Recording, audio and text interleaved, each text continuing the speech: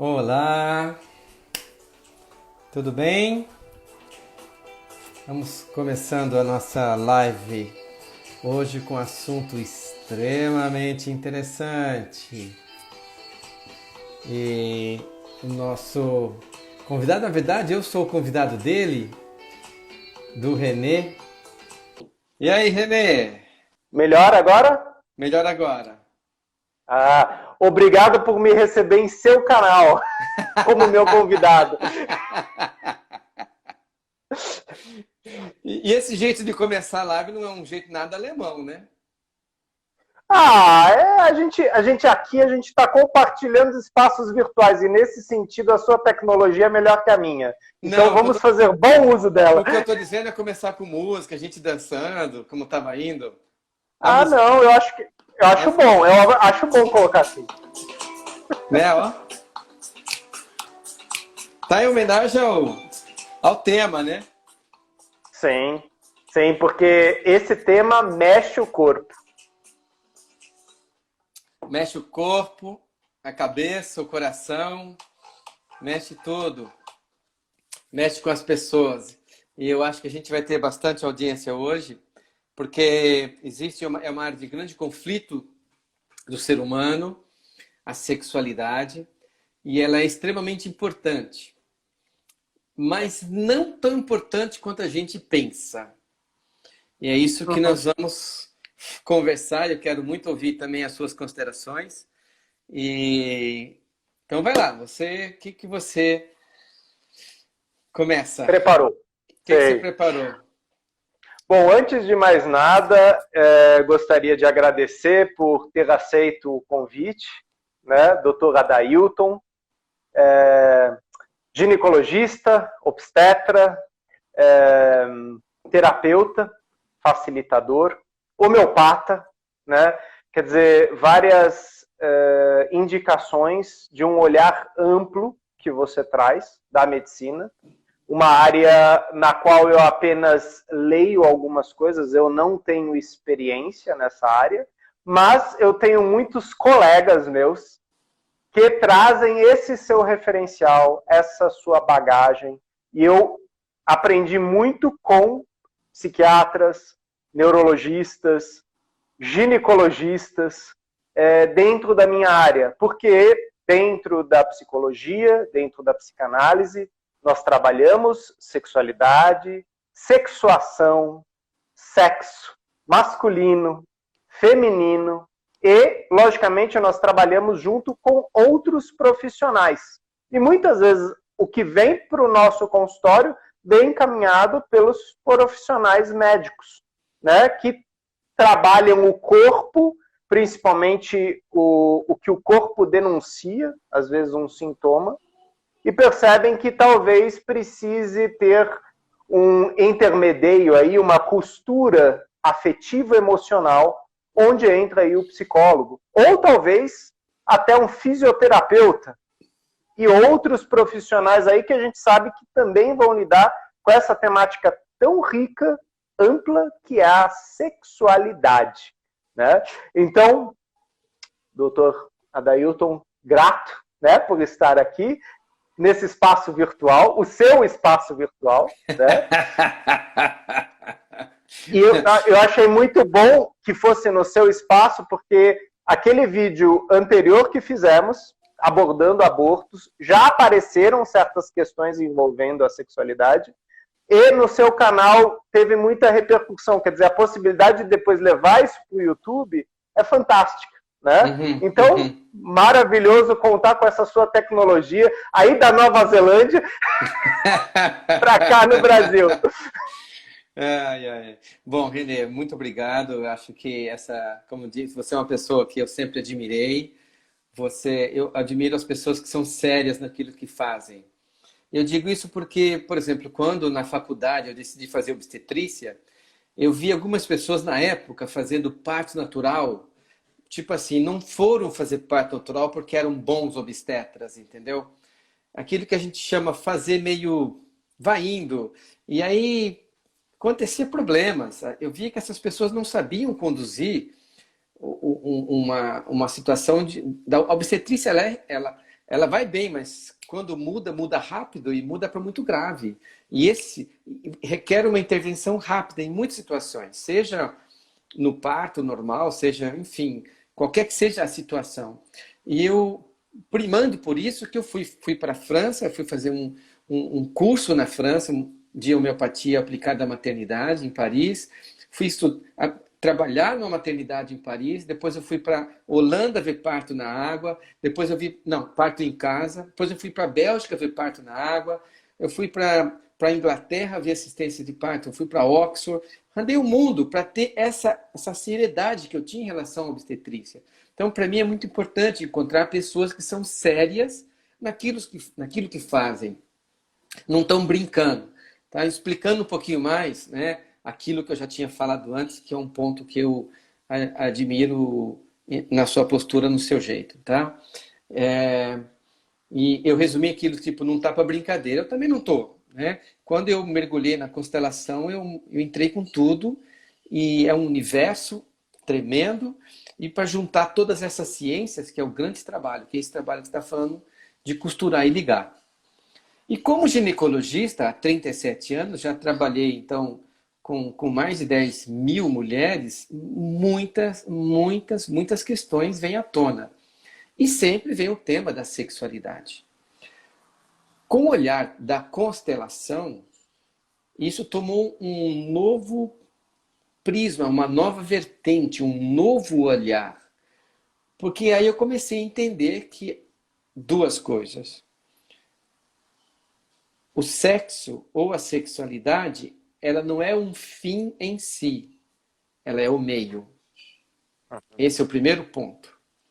E o segundo ponto, ela é completamente instintiva, ela faz parte conectada com o segundo chakra, é um chakra básico, é instinto, ele é incontrolável, e ele está ligado ao instinto de vida, e ele tem uma finalidade muito importante para o desenvolvimento humano, que eu quero falar depois. Eu quero ouvir você, mas essa finalidade no desenvolvimento humano é muito importante, e no meu entendimento é o que mais importa da sexualidade humana.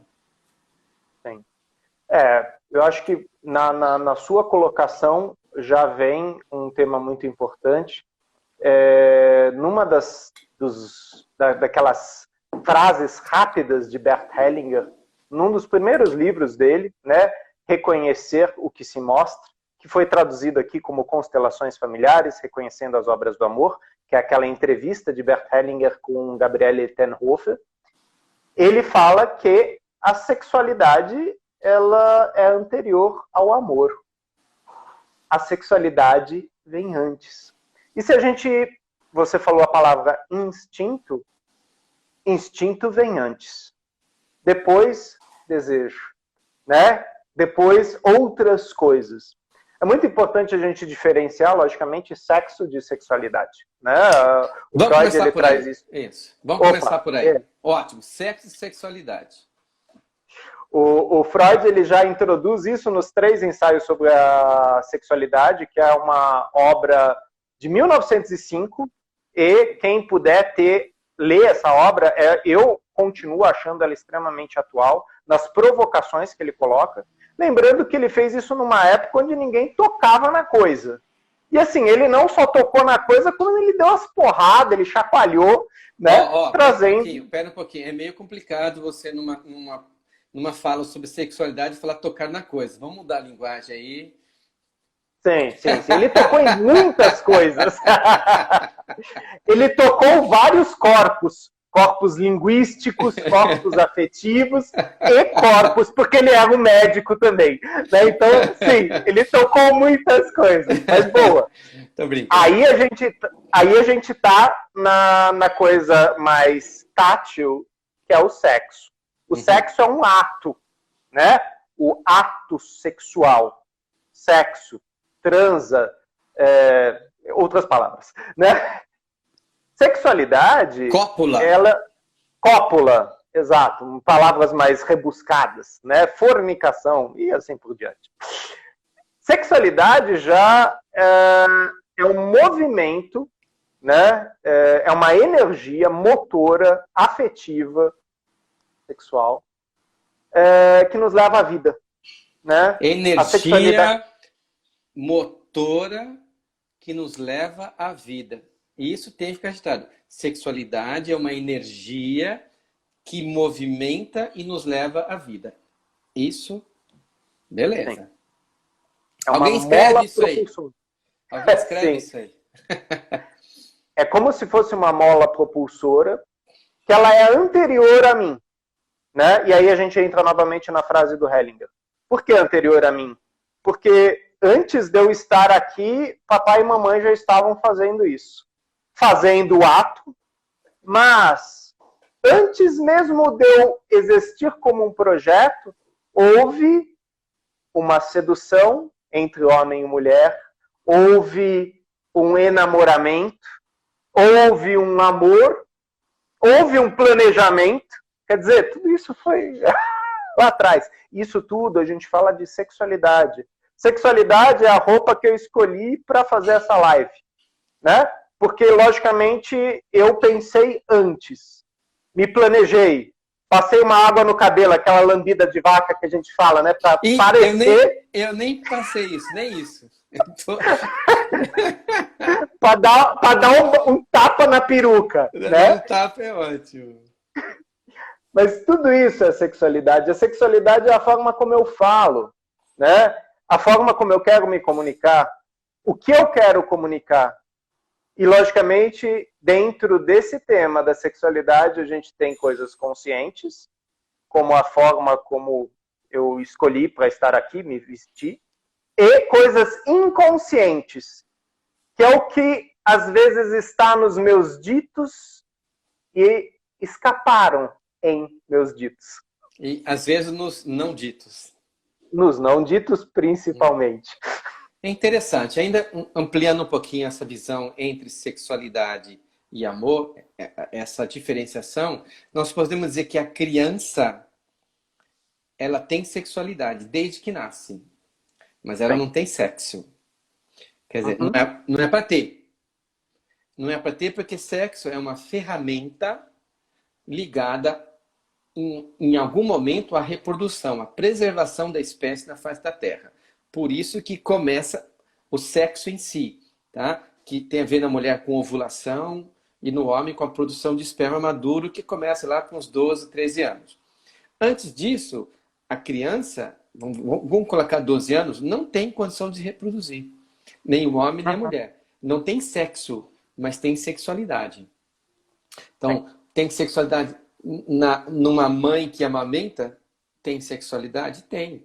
Na boca, tem sexualidade. Por isso que o Freud acabou desenvolvendo toda a sequência de maturidade, né, que na verdade é um processo neuronal, logicamente você sabe disso, é um processo de mielinização, né, que começa no pescoço, que vem com a boca, fase oral, 1 ano aqui, depois a criança fica em pé, pega na parte torácica e vai completar lá no plexo sacral por volta do 5º ano.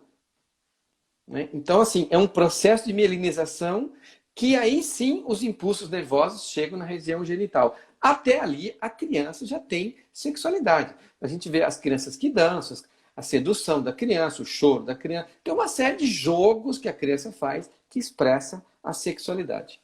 Falei bem? Falou muito bem, né? Que foi exatamente uma coisa que chocou, né? Quando Freud, em 1905, fala isso que você falou. A criança tem sexualidade. As pessoas ouviram o quê? Sexo. Ah, esse safado tá falando que a criança faz sexo. Não, ele estava falando que a criança, ela tem zonas erógenas. E, como você falou, a boca, se não fosse todo esse desenvolvimento neuropsicomotor, essa área aqui do chunchar, né, do se alimentar, que é instintivo, depois vai sendo permeado pelo desejo de estar próximo à mãe, o calor da mãe, a fala da mãe, e essa parte motora vai se desenvolvendo depois na linguagem também, no ato de se comunicar. Quer dizer, a sexualidade, depois o Freud usa um termo libido. energia sexual. E ela está desde o começo em nosso corpo. A questão é que ela tem fases de desenvolvimento, né? E a gente tem fases de desenvolvimento plenos e a gente tem fases de desenvolvimento que são interrompidos, que são traumatizados. A gente fica fixado em certas fases. E aí a gente entra em toda a patogênese colocada por Freud. Ou seja, ele olha para aquilo que a gente chamaria de patologias sexuais como um desenvolvimento talvez que foi interrompido, que foi traumatizado por um trauma qualquer. O trauma fixa a alma da criança em aquele momento. Pode ser com 1 ano, pode ser com 3, com 10, enfim. Faz sentido. Mas aí a gente começa, mais uma vez, a questão que surge algumas diferenças de visões.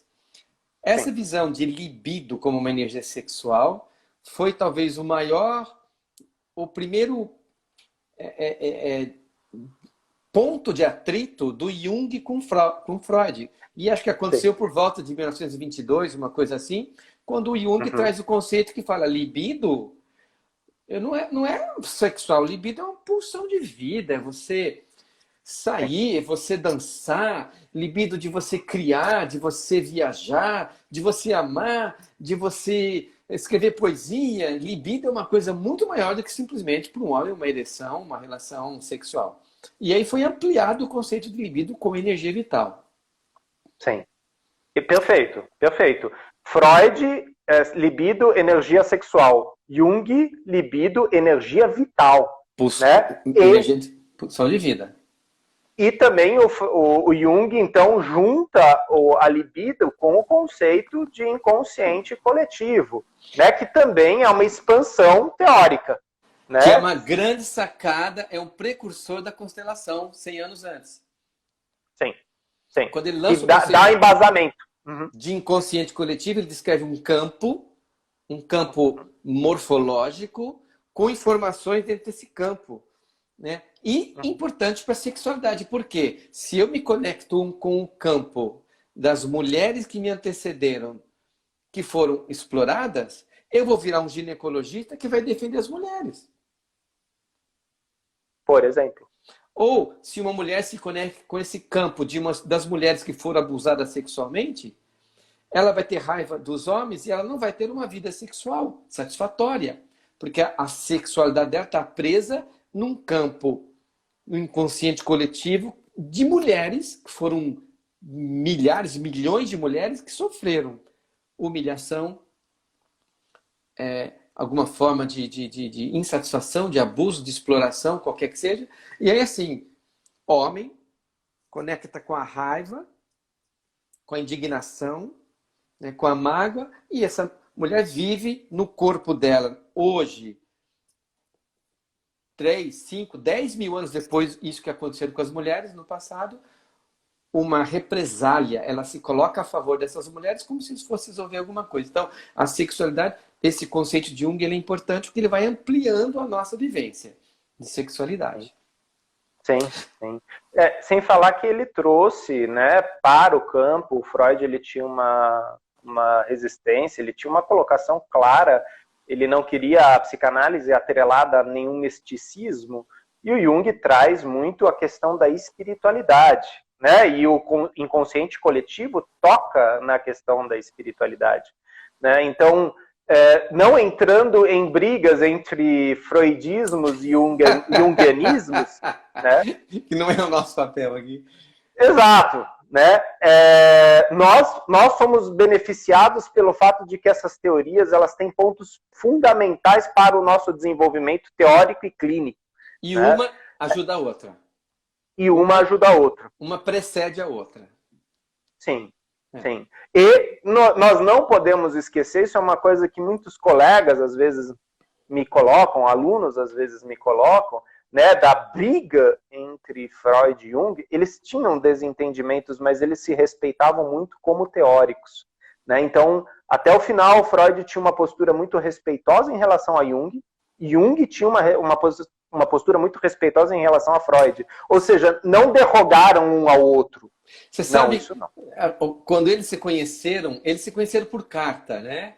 E quando eles se Sim, conheceram pela primeira vez que eles conversaram 30 horas direto sem parar seguido. sei. Que tal fazer uma live aqui 30 horas, sem dormir, Já pensou? sem comer, sem nada, 30 horas falando tanto que eles queriam conversar, assim, maravilhoso. E durante mais de 15 anos eles compartilharam muita coisa, Jung mais novo, e nos trouxe conceitos maravilhosos. Agora, um ponto essencial de sexualidade hoje em dia é quando nós temos que falar de prazer. A mente humana, ela funciona buscando o prazer, a satisfação. Uhum. E nós temos esses dois instintos: sobrevivência da espécie, sobrevivência da pessoa. No instinto de sobrevivência meu, tem a ver o prazer, a satisfação da comida. Então, eu não vou ficar no sol, vou ficar na sombra. Eu vou descansar, eu vou sempre buscar algo prazeroso. Que lá na Grécia Antiga, né, já existia todo um movimento de filósofos que diziam: eu só faço aquilo que me dá prazer. Uhum. Então, essa história é muito antiga. As pessoas buscam satisfação, buscam prazer. O Pegando hedonismo. hedonismo, isso, né? E aí, que é a cultura do belo também, é um pouco mais que a cultura do belo, né? As formas do belo na Grécia Antiga, 500, 600 anos antes de Cristo, já era totalmente visíveis, né? Agora, a sexualidade como expressão dessa vida, ela vai buscar o prazer. E aí entra um conceito que eu acho que é a maior confusão hoje na cabeça das pessoas é: eu tenho direito a ter um prazer da forma que eu quero? E aí ela vai consultar a consciência, ela vai consultar os conceitos religiosos, e nesses conceitos religiosos e na consciência, com os conceitos que ela herdou de papai e de mamãe, menina, isso não pode. Fecha as pernas, usa o vestido mais longo, se comporta, não molha, blá blá blá, cuidado que você anda na rua, não chega tarde, bababá, isso não pode. Por quê? Porque na Idade Média, onde não existia método anticoncepcional, a igreja foi usada, Deus foi usado para ligar sexo ao pecado. Uhum. Sexo a alguma coisa errada. E isso é muito na civilização europeia, judaico-cristã. Né? Você vai numa civilização na África, na Índia e outros lugares, não existe esse conceito enraizado de pecado e de coisa errada. E aí, esse é o maior conflito que as pessoas têm hoje para viver a sexualidade, né? Tipo assim, você não pode transar, não pode transar. Depois que casa, pode, tá? Aí, a pessoa entra na igreja, não pode. Casou, chega na lua de mel, agora pode. Hã? Onde é que é o botãozinho que eu ligo que agora pode? Tem. E essa é uma das questões que se coloca muito, né? Eu dou aulas de educação sexual em escolas, e logicamente escolas que têm abertura para isso, né? Pais que têm abertura para isso. A grande questão é que não falamos sobre sexo. Porque parece que falar sobre sexo já é fazer algo pecaminoso, né? Então, existe essa fantasia de que se um psicólogo vai falar sobre sexualidade com jovens, ele vai praticar sexo com eles. Ou que, de repente, ele vai aparecer com uma série de brinquedos sexuais e perverter as crianças. E, na verdade, falar sobre sexualidade é falar sobre relacionamentos, é falar sobre encontros, é falar sobre o corpo. Como que é esse corpo que menstrua? Como é esse corpo que tem uma poluição noturna? E, por incrível que pareça, meninas e meninos hoje, de 15, 16 anos, muitas vezes trazem essas dúvidas com receio, porque na internet, às vezes, as informações elas vêm exageradas ou truncadas. E se falam com os amigos às vezes trazem coisas como, olha, você bater punheta, tua mão fica amarela, ou outras coisas. Se falam com os pais assustam. Ou seja, ainda não é tranquilo falar sobre sexo e sexualidade na nossa civilização, né? E eu falo isso porque falar sobre sexo na faculdade de psicologia era um passatempo. E na psicanálise, então, mais ainda. Só que a gente percebia como, para algumas pessoas, falar, a gente não está falando de fazer, mas falar tocava na vergonha, na culpa, na raiva, na frustração, e aí Uau. a pessoa, né? Se recolhe, se retrai, né? Se retrai, melhor, se retrai. Né? Porque o retraimento tem uma coisa meio endurecida, tensa. Né? Se esconde. Então, que é aquela coisa, né? Que a Bíblia descreve que quando Adão tomou consciência que ele estava pelado, que estava nu, ele pegou uma folha de paineira e se escondeu a sua nudez. Eu vou voltar aos dois conceitos iniciais, se você me permite que eu falei. Sexualidade não é um fim em si, ele é um caminho, é uma estrada, é algo que leva para uma outra coisa. Esse caminho para se conseguir o quê? Aquilo que as pessoas mais querem, mais precisam. É aquilo que a gente não vive sem. Nenhum ser humano vive sem. Eu pergunto, um ser humano vive sem sexo? Sim, vive. Tem gente que vive, né? Vive sem amor? Não. Aí é já mais difícil. Não vive, porque ele não existiria sem amor. Então, assim, para pensar. Uma coisa interessante também, um dia que eu descobri que nós só existimos porque papai e mamãe fizeram sexo. Você é fruto do sexo. Nós existimos por causa disso. Então é muito importante para a nossa existência. Então, a busca do prazer, ok, satisfação, mas aquilo passa. Agora, o amor, por isso que há diferença entre amor sem sexo, sexo sem amor e amor com sexo. Acho que são 3 situações diferentes. Uhum.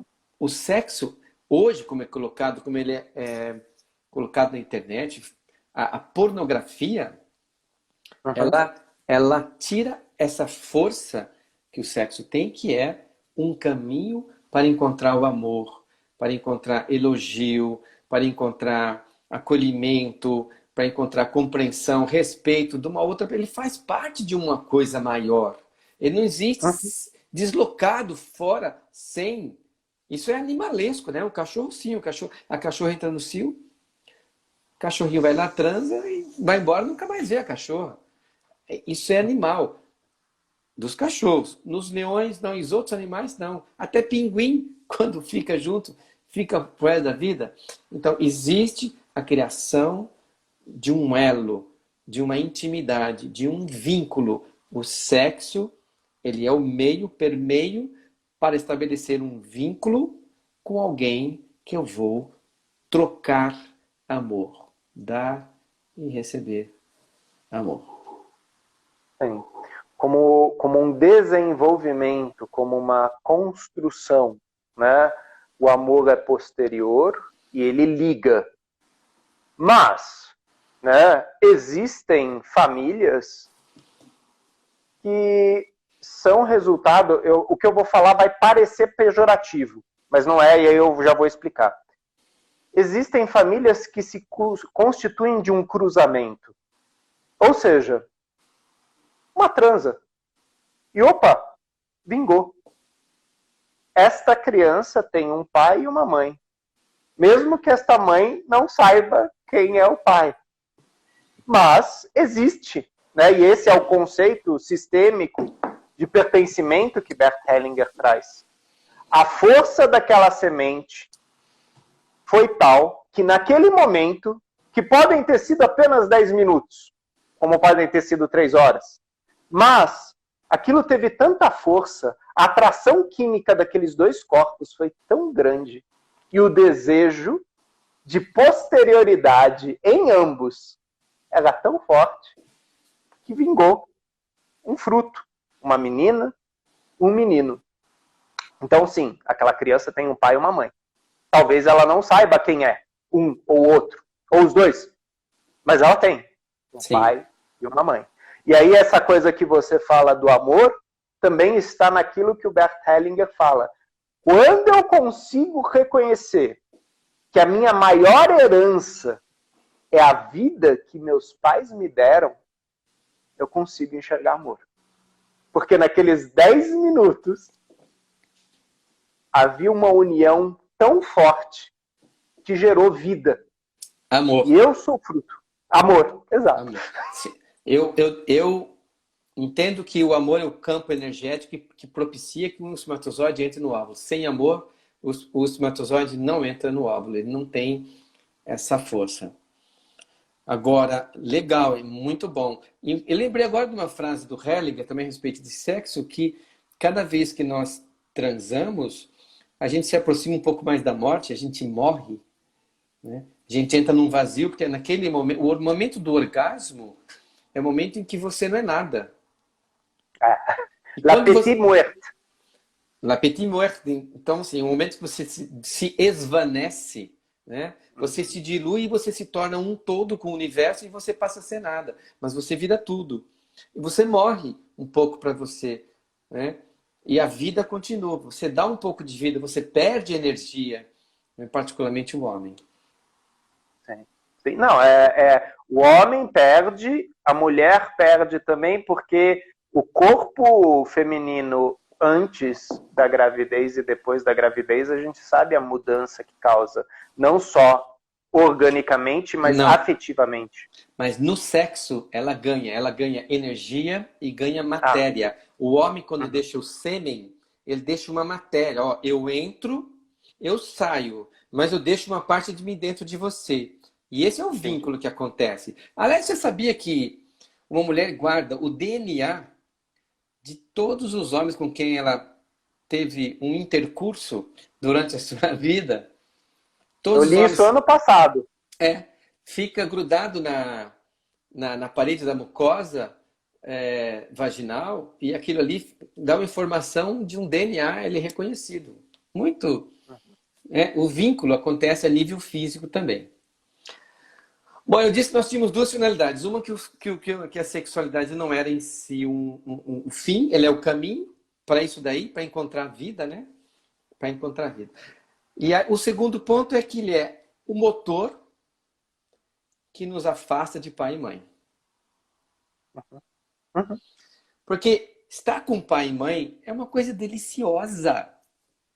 Fazer parte de família, irmãos, almoço de domingo, macarronada, frango, né? É delicioso. A vida com os irmãos, saindo, viajar, pequeno. Aquilo é tão bom, cara. É tão bom ter um pai, é tão bom ter uma mãe, uma família, que tem que ser uma coisa muito forte para fazer com que eu largue isso para ir para uma outra coisa. E esse impulso, essa mola muito forte, aí sim entra o sexo propriamente dito. É aquilo que me faz sair do universo infantil e virar adulto. Por isso que criança não administra sexo, adulto administra sexo, porque entra o outro. Então, o sexo é essa mola que faz, que deveria, né? Que deveria fazer com que as pessoas saíssem do infantil e fossem em direção ao mundo adulto. Mas... Sim, eu também estou vendo algumas perguntas que estão surgindo aí, né? O sexo ele tem uma história muito antiga e a primeira delas é de preservação da espécie, como animais, né? E sim, selvagem. E para construir uma civilização, nós revimos certos conceitos. Nós estabelecemos certas ordens, né? Talvez os 10 mandamentos, que a gente sabe que não eram 10, eram muito mais, né? Mas para que aquela coisa que era avassaladora, agressiva, primitiva, pudesse ter um encaminhar mais construtivo. E nesse momento a gente também percebe que o amor começa a ter outras características. Então a gente vê que na sociedade grega existe o amor pelos filhos, existe o amor pelos irmãos, existe a cópula, o bacanal, existe o belo, o hedonismo. Existem vários níveis. As sacerdotisas. Sim, sim, que preparavam, assim como os filósofos, os no mestres. tempo de Delfos, as sacerdotivas. Sim, sim. Né, os próprios, né, tutores em relação aos ninfetos, né? Ninfetos, existem as ninfetas, as ninfas, mas assim, ninfetos no sentido de ensiná-los a ser o quê? Adultos. Transformar aquele corpo. Como Alexandre o Grande foi tutorado por um desses filósofos. Sim, mas a gente sabe que ele não entrou nesse quesito. Né? Aristóteles ele não entrava nisso, mas a gente sabe que isso era muitas vezes parte do ensinamento do tutor. Isso. Né? Isso mas a gente legal. Sabe que Alexandre aprende, né? A gente aprende. Sim. A gente sabe que Alexandre Grande tinha uma professora anterior muito próxima a ele, que era a mãe dele. Então foi outra forma, né? Mas, logicamente, são registros históricos, existem questões, existem, talvez, erros, né? Mas a sexualidade, assim como o amor, se formos olhar na literatura, nos papéis, papiros, a gente percebe que ela muda. Eles mudam. Ou seja, a sexualidade ela não se fixa.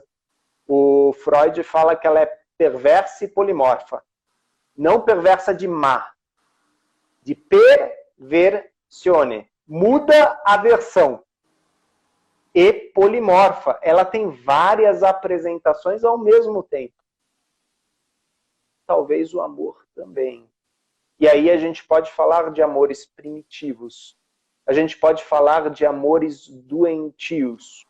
E sim, aqui nesse bate-papo, né, Dr. Adailton e eu, a gente sabe que sim existem patologias sexuais. Existe amor nas patologias sexuais? Sim. Uhum. Né? Só que este amor, ele passa por outro crivo, ele passa por um outro filtro. E muitas vezes ele talvez precise ser terapeutizado. A questão é que, às vezes, a pessoa não acha que ela precisa ser terapeutizada. Né? Uhum. As vítimas, muitas vezes, sim. Mas os perpetradores, não. A gente vai entrar em outra temática aí. Eu acho que esse é tema para a próxima conversa, hein? Sim, também. Triângulo dramático de Cartman. Isso. Que eu recentemente descobri que está no livro, eu não sabia disso, até semana passada eu não sabia disso, Adailton. Isso está no livro Games People Play, do Eric Berne. Ele foi um dos primeiros... O Cartman, ele era discípulo do Berne, e ele pegou os conceitos da análise transacional do Berne e pegou um ponto. Mas o Berne que fala da criança... o Berne fala dos 3 papéis. Né? Então, quem criou a história é Eric Berne. O Cartman só fez o desenho, né? Sim. Ele tornou mais famoso esse triângulo, né? Ele fez o desenho e divulgou, ficou uma coisa só, mas a questão é do Eric Berne também. E voltando para Eric Berne, que é a questão do sexo como ponto de vida adulta. Então, o que acontece hoje em dia? Eu tenho pacientes com vaginismo. Aliás, é um tema que eu vou falar, talvez na sexta-feira, tá? Sobre vaginismo e dificuldades sexuais. Dor na relação. Uhum, sim. Tem mulher... Eu já tive casal que me procurou com 6 meses de casados, sem tido uma relação de penetração. Eu já tive um casal que tinha quase 2 anos de casado e não tinha tido ainda uma relação de penetração porque sentia dor. Dor quando o pênis se aproximava e ia entrar na vagina, ela pulava de dor, gritava de dor, não permitia. Uhum. E uma série de questões hoje em dia que limitam a vida sexual. Outra coisa, 40% das mulheres não conseguem sentir orgasmo, ou mais. Ou mais outros 40% sente parcialmente. O que é isso que impede que as mulheres vivam uma sexualidade plena? De alguma maneira, pelo entendimento da visão sistêmica, da visão da constelação, é uma pessoa que ainda está no universo infantil. E criança não transa. Né? Então ela está ainda ligada com o cordão umbilical emocional à mamãe. Quando ela está ligada à mãe, ela está num papel, às vezes, de mãe da mãe, ou de mãe do pai, de qualquer outra coisa, menos o papel de filha. Então, quando numa constelação, com um trabalho longo de 2, 3, 4 anos, nós trabalhamos uma pessoa e ela consegue, e essa foi a minha experiência também, consegue tomar o pai, consegue tomar a mãe, ela conecta, ela entra no mundo adulto e ela começa aquilo que antes, na visão dela, era pecado, não é mais. Aquilo que antes não podia, agora pode, porque mudaram os conceitos. Então, a ampliação da conexão com a vida, com a verdade, com o momento, com o outro, o respeito, o amor, dentro do mundo adulto, permite uma vida sexual muito mais prazerosa. Eu não sei como é que é a sua experiência em relação a isso. Sim, sim. É preciso isso. Até porque se a gente pega a linguagem do corpo, né, a teoria da linguagem do corpo, que também está em Eric Berne, e depois, quer dizer, esse pessoalzinho meio que estava todo mundo junto, né? Eric Berne, Bandler, Grindler, Virginia Satir, Década de Wilhelm 50. Reich, Uhum. sim, Wilhelm Reich, quer dizer, todos eles estavam, de certa forma, um lendo o outro, um comentando o outro, e você tem essa base, né, que também o Stephen Hausner falou para a gente naquele treinamento. Primeiro é o biológico, primeiro é sensação. Depois da sensação, afeto. Isso é uma coisa que aí, a emoção, que é uma coisa que Melanie Klein trabalha muito na psicanálise, né? Bom, mal, certo, errado, gostoso, desgostoso. Eu começo afetivamente a sentir. E, por último, mental. Que é onde o adulto, muitas vezes, passa grande parte do tempo dele. Né? Não é uma grande parte, é só 99%, vai. Não vamos exato. E pensando em 80% de coisas que jamais vão acontecer. Se preocupando, expectando algo, né? Antecipando o futuro. Exatamente. Né? Mas, né, nessa direção, né, que está acontecendo agora comigo, existe aquela coisa, será que eu consigo diferenciar sensação, emoção, razão? Ou sinto tudo ao mesmo tempo? E se eu sinto tudo ao mesmo tempo, como que é a bagunça e o emaranhado de sentir essas coisas ao mesmo tempo? Ou, como a gente vê na constelação familiar, eu estou sentindo agora meu corpo de algo que está acontecendo agora. Emocionalmente, eu estou interpretando a partir de uma experiência infantil minha. E racionalmente eu falo, meu Deus, isso é muito perigoso, eu não sei onde eu estou. Quer dizer, como que meu corpo recebe esse estímulo externo e interno, ao mesmo tempo? Porque essa que é a complexidade do ser humano. Milhares de processos estão acontecendo ao mesmo tempo. Né? Então, eu olho para você, eu ouço você, eu sinto você, eu julgo você, interpreto você, eu falo. E às vezes eu me perco nesse processo. Ou às vezes eu entro num transe nesse processo. Eu me traumatizo nesse processo. E talvez isso já estivesse antes aí. Como os nossos professores falavam, né, Peter e Tsuko Spelter, né, existe um trauma na comunicação. Algo na saída, no processamento ou na memória se traumatizou. E isso, muitas vezes, vem desde a infância. Muito bem colocado. Você colocou aí algo que faz parte da história da gente, de todos nós, minha também. Eu também tive uma infância, tive um pai e uma mãe, que graças a Deus não foram perfeitos, e fizeram um monte de atitudes que me trouxeram de volta para mim mesmo, né? E nesse momento todo que foi burilada, formada os meus conceitos de sexualidade, principalmente até o 6º ano de vida, tá? Onde são as identificações. Mas quando você estava falando, eu estava justamente pensando isso. Muitas vezes, a pergunta que eu mais faço, sabe qual é a pergunta que eu mais faço para as pessoas? Tem algumas pacientes aí, até a Mariane, olha lá, foi o trabalho que fez comigo, né? A gente trabalhou questões de sexualidade, como que... A primeira pergunta que eu faço é, o que você está sentindo? Tá, aí eu faço uma visualização, o que você está sentindo? Faço uma fala na constelação, o que você está sentindo? Põe numa posição, o que você está sentindo? E sabe? E aí eu olho para o olho das pessoas. Quando eu falo aquilo que eu estou sentindo, a pessoa às vezes ela olha para cima. Ela vai procurar uma resposta ali em cima, na mente, não tá. Aí eu olho o que está sentindo, ela olha para a direita, ela vai procurar no futuro o que ela está sentindo, ela vai procurar em algo, também não está. Né? E às vezes ela olha para a esquerda, vai para o passado procurar a referência. Então é muito difícil sentir, nós aprendemos a não sentir. Eu sou o primeiro a entrar nisso, eu sou um cara essencialmente racionalizante. Né? Então assim, como a gente racionaliza para não sentir? Sentir a dor, sentir a rejeição. Você me fala um não, esse não me choca, me pega, eu quero o sim. Né? Eu tento me aproximar de uma pessoa, essa pessoa me rejeita, aquilo me leva para um lugar da minha infância lá, que terrível.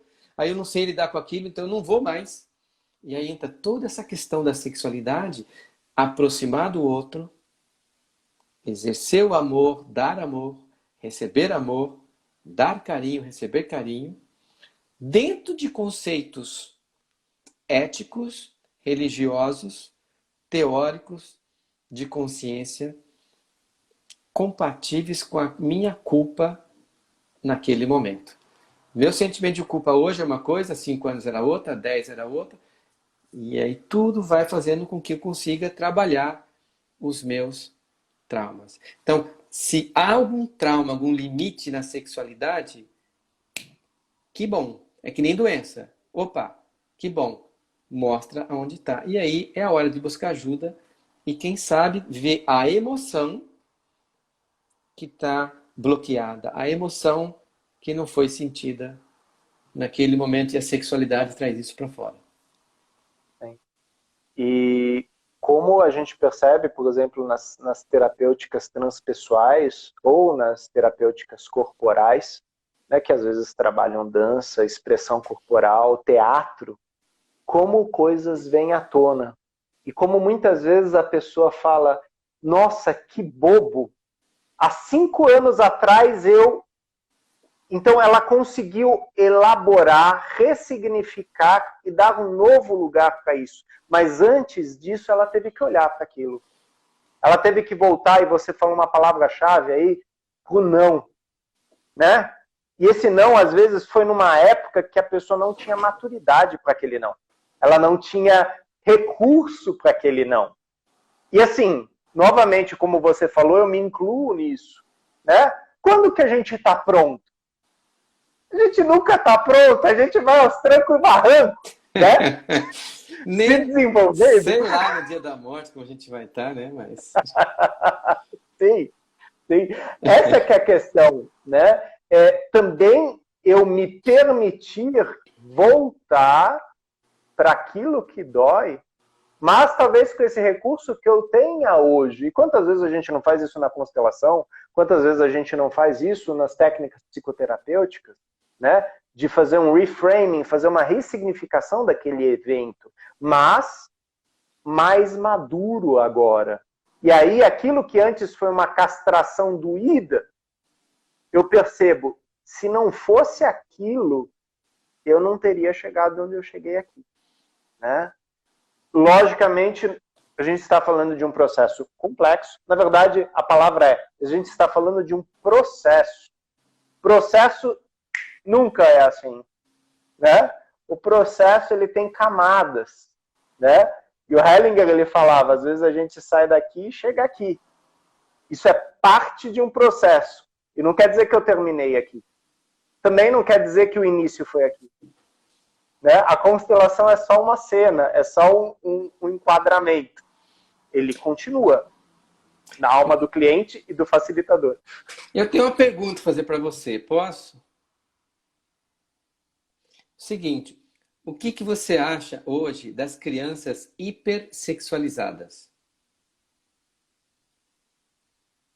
Com televisão, com dancinha, com imagens, com tudo, uma hipersexualização. Com roupinhas, com batom. Na minha época, menino não ia usar batom antes de 10 anos. Enfim, hoje em dia tem celular, crianças de 4, 5 anos têm celular. Existe uma questão que é uma questão delicada. Acho que faz 10 anos atrás eu escrevi uma coluna para um jornal português e aí pediram para eu falar do sujeito pedófilo. E eu fiz um artigo sobre a pedofilia cultural. Esse artigo não foi publicado, porque ele é uma provocação muito grande. O que nós temos hoje é uma sexualização do infantil pelo adulto. Uhum. Isso é uma coisa que Isadora Ferenczi falava na psicanálise. Né? E você falou isso logo no começo da live. A criança tem uma sexualidade infantil. O pura, adulto... Pura. A criança tem pureza. Exato. A criança tem pureza. Exato. Ela está à busca de sensações. O adulto, ele já tem uma sexualidade, ele já tem um intercurso, uma cópula, ele tem um atravessar o outro, um entrar no outro, é outra linguagem. E o Ferenczi falava, é importante que o adulto seja adulto e olhe para a criança e veja a criança. Agora, se o adulto olha para a criança e vê um objeto de prazer na criança, ele vai sexualizá-la. E ele vai interpretar... Mesmo aquilo... na intenção, só de pensamento. Só de pensamento. Então, o que a gente tem é que existem muitos dispositivos, talvez inconscientes, né, culturais, que estimulem essa hipersexualização. O fato de um jovem, hoje, aos 10 anos, em sala de aula, quando o professor fala lá embaixo, lá na frente, o professor de biologia fala de pênis, e o moleque entra no Pornhub e vê uma penetração tripla, lógico que isso vai afetar ele. E hoje em dia, a pornografia está acessível a qualquer um. Né? Ela não é uma coisa... E assim, eu não estou querendo crucificar a pornografia. A questão é que é uma linguagem muito agressiva para uma criança que às vezes não tem recurso para lidar com aquilo. Ou não tem um adulto que oriente e fale, olha filho, não. Né? Existe o sexo, existe o amor, existe o relacionamento, existe o ficar, existe o casar. Quer dizer, diferenciar, né? Porque a criança ela vai ver aquilo com o filtro real e fantasia.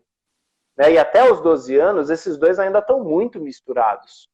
Né? Então, sim, ela pode, de repente, desenvolver um trauma sexual por algo que ela viu.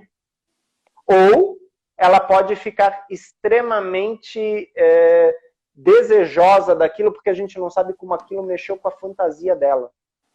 Então, lógico, cada caso precisa ser visto em sua particularidade. Aqui eu fiz uma grande generalização, mas o fato é, hoje em dia, a cultura, ela impacta muito o corpo infantil, de uma forma sexualizada.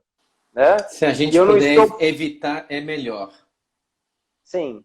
O que é muito importante. Dessa carga, é uma carga. O que às vezes eu falo para algumas mães é aquela coisa, muitas vezes os filhos de 12, 14 anos, eles põem senha no celular e a mãe não sabe o que o filho está vendo, o que ele está conversando. E eu falo, é importante, você é o adulto, né, o pai, a mãe. Né? É importante você saber o que está acontecendo, porque sim, a gente sabe, o filho, a filha vai fazer besteira, e eu não estou falando necessariamente sexual. Vai fazer besteira, vai fazer traquinagem. A questão é que a internet está cheia de adultos fazendo traquinagem. Esse é o perigo. Eu acho que o maior problema da pornografia é você dar uma visão dissociada do sexo. Primeiro que aquilo ali é uma fantasia. Eles tomam um remédio, fica tudo bonitinho, estão sendo filmado, fotografado. Primeiro que o sexo é uma relação de privacidade, né? Só os animais admitem que alguém esteja vendo. Como é que seria você ter uma intimidade com uma pessoa sabendo que tem um outro olhando? Você não é você. É uma coisa ensaiada, é uma coisa... É profissional, é pago. Então, fica com uma ideia dissociada e fora da verdade do que aquilo que é. E as pessoas... Sim, muitos meninos hoje estão aprendendo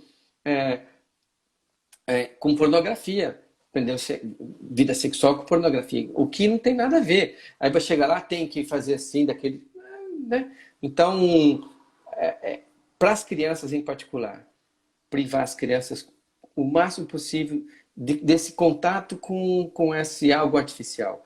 Mantê-los na pureza e, com o passar do tempo, explicar a naturalidade da nudez, a naturalidade do sexo, a naturalidade da vida. Falar sobre isso. Falar. Né? E o Freud, ele dava essa dica, isso em 1906. Uma pessoa perguntou, quando que eu devo falar sobre isso com meu filho? E o Freud falou, quando ele perguntar. Né? Quando ele perguntar, você responde. Ele falou, lógico, adapte a sua linguagem à linguagem da criança. Né? Você não vai dar uma aula de ginecologia para uma criança de 6 anos. Né? Você vai falar de sementinha, você vai falar... Né? Você vai usar recursos que para a criança, ok, né? Mas a gente sabe, a criança ela é curiosa, mas a curiosidade dela não é safadeza. Ela observa e ela pergunta. E quando o adulto responde, ela fala, pô, que legal. Ok. Tá na hora. Né? Tá na hora. Meu querido amigo, acho que o próximo conversa vai ser sobre Eric Berne, análise transacional, e de quebra a gente entra no triângulo dramático de Karpman. Tá dentro? Podemos. Eu tenho que estudar um pouco mais, né? Porque só agora eu descobri isso. Não, faz parte da minha formação em constelação, fez parte do curso lá com a Brigitte. A Brigitte dá um curso sobre Eric Berne e análise transacional, bem legal. Fechando o nosso horário, muito obrigado pelo convite, eu como convidado. E recebo você na minha casa mais uma vez. Maravilhoso, eu adorei te convidar e ir para sua casa. Foi fantástico. Então agora eu vou convidar você para a próxima, falarmos sobre análise transacional e triângulo dramático. Maravilha, Fechado? Vamos sim. Obrigado, querido. Um bom dia, uma boa noite para você aí. Muito obrigado e obrigado a todos que estiveram aí conosco. Terminar com musiquinha.